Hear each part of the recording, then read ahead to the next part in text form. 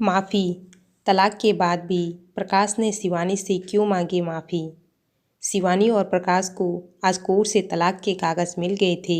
लंबी प्रक्रिया के बाद आज कुछ सुकून मिला। शिवानी और प्रकाश तथा उनके परिजन साथ ही कोर्ट से बाहर निकले। उनके चेहरे पे विजय और सुकून के निशान साफ झलक रहे थे।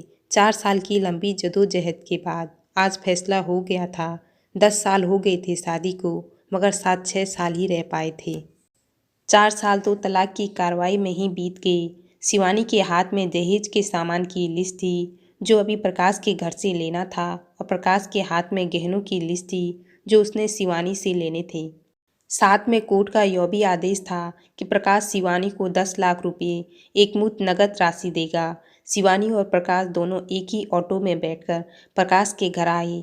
आज ठीक 4 साल बाद आखिरी बार ससुराल जा रही थी शिवानी। अब वो कभी इन रास्तों से इस घर तक नहीं आएगी।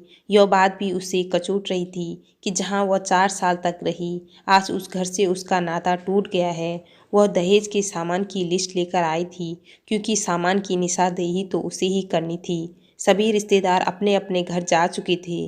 बस 3 प्राणी बचे थे, प्रकाश, शिवानी और उसकी माँ। प्रकाश यहाँ अकेला ही रहता था क्योंकि उसके माँ पापा गांव में रहते थे। शिवानी और प्रकाश की इकलौती 5 साल की बेटी, जो कोर्ट के फैसले के अनुसार बालिग होने तक शिवानी के पास ही रहेगी। प्रकाश महीने में एक बार उससे मिल सकता है। घर में घुसते ही पुरानी यादें ताज़ी हो गई। कितनी मेहनत से सजाया था शिवानी ने इसे। एक एक चीज़ में उसकी जान बसती थी। सब कुछ उसकी आंखों के सामने बना था। एक एक ईंट से उसने धीरे धीरे घर को पूरा बनते हुए देखा था। वह उसका सपनों का घर था। कितनी शिद्दत से प्रकाश ने उसके सपने पूरे किए थे। प्रकाश थका हारा सा सोफे पे पसर गया और शिवानी से बोला, ले लो जो कुछ भी तुम्हें लेना है, मैं तुम्हें नहीं रोकूंगा।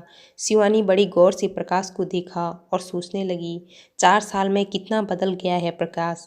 उसके बालों में अब हल्की हल्की सफेदी झांकने लगी थी। शरीर पहले से आधा रह गया है। 4 साल में चेहरे की रौनक सी गायब हो गई थी। शिवानी स्टोर रूम की तरफ बढ़ी जहाँ उसके दहेज का सामान पड़ा था। कितना था उसका सामान? प्रेम विवाह था दोनों का। घर वाले तो मजबूरी में साथ हुए थे। प्रेम विवाह था, तभी तो नज़र लग गई किसी की, क्योंकि प्रेमी जोड़े को हर कोई टूटता हुआ देखना चाहता था। बस एक बार पीकर बहक गया था प्रकाश, हाथ उठा बैठा था उस पर। बस तभी वो गुस्से में मायके चली गई थी। फिर चला था लगाने सिखाने का दौर। इधर प्रकाश के भैया और भाभी, उधर शिवानी की माँ। नौबत कोर्ट तक जा पहुंची। आखिर तलाक हो गया। न शिवानी लौटी और न ही प्रकाश लेने गया। शिवानी की माँ जो उसके साथ आई थी बोली, कहाँ है तेरा सामान? इधर तो नहीं दिखता, बेच दिया होगा इस शराबी ने। चुप रहो माँ। शिवानी को न जाने क्यों प्रकाश के मुंह पे उसे शराबी कहना अच्छा नहीं लगा। फिर स्टोर रूम में पड़े सामान को एक एक कर लिस्ट से मिलाया गया। बाकी कमरों से भी लिस्ट का सामान उठा लिया गया। शिवानी ने सिर्फ अपना सामान ही लिया, प्रकाश के सामान को छुआ तक नहीं। फिर शिवानी ने प्रकाश को गहनों से भरा बैग पकड़ा दिया। प्रकाश ने बैग वापस शिवानी को ही दे दिया। रख लो, मुझे नहीं चाहिए, काम आएंगे तेरे मुसीबत में। गहनों की कीमत लगभग 15 लाख रुपए से कम नहीं थी। क्यों? कोर्ट में तो तुम्हारा वकील कितनी दफ़ा गहने गहने चिल्ला रहा था।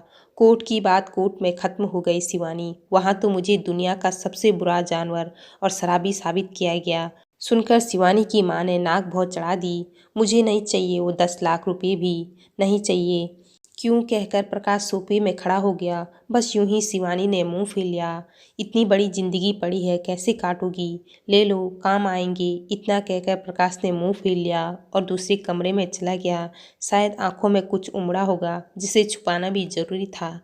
शिवानी की माँ गाड़ी वाले को फ़ोन करने में व्यस्त थी। शिवानी को मौका मिला और प्रकाश के पीछे उस कमरे में चली गई। वह रो रहा था, अजीब सा मुंह बनाकर, जैसे भीतर के सैलाब को दबाने की जदोजहद कर रहा हो। शिवानी ने उसे कभी रोते हुए नहीं देखा था, आज पहली बार देखा। न जाने क्यों दिल को कुछ सुकून सा मिला, मगर वह ज़्यादा भावुक नहीं हुई। संदेह आवाज़ में बोली, इतनी फिक्री थी तो क्यों दिया तलाक प्रकाश? मैंने नहीं, तलाक तुमने दिया। दस्तखत तो तुमने भी किए, माफ़ी नहीं मांग सकते थे। मौका कब दिया तुम्हारे घर वालों ने? जब भी फ़ोन किया काट दिया। घर भी तो आ सकते थे, मेरी हिम्मत ही नहीं हुई आने की। शिवानी की माँ आ गई। वो उसका हाथ पकड़कर बाहर ले गई।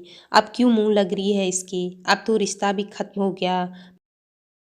माँ बेटी बाहर बरामदे में सोफे पर बैठकर गाड़ी का इंतजार करने लगी। शिवानी के भीतर कुछ टूट रहा था। उसका दिल बैठा जा रहा था। वह सुन्न सी पड़ती जा रही थी। जिस सोफे पर बैठी उसे गौर से देखने लगी। कैसे कैसे बचत कर कर उसने और प्रकाश ने वह सोफा खरीदा था। पूरे शहर में घूमी थी, तब यह सोफा पसंद आया था। फिर उसकी नज़र सामने तुलसी के पौधे पे गई। कितनी शिद्दत से देखभाल किया करती थी। उसके साथ तुलसी भी घर छोड़ गई। घबराहट और बढ़ी तो वह फिर से उठकर भीतर चली गई। माँ ने पीछे से पुकारा, मगर उसने अनसुना कर दिया। प्रकाश बेड पे उल्टे मुंह पड़ा था। एक बार तो उसे दया आई उस पर, मगर वह जानती थी कि अब तो सब कुछ खत्म हो चुका है, इसलिए उसे भावुक नहीं होना है। उसने सरसरी नज़र से कमरे को देखा। अस्त व्यस्त हो गया था पूरा कमरा। कहीं कहीं तो मकड़ी की जाली झूल रही थी। कभी कितनी नफरत थी उसे इन मकड़ी के जालों से।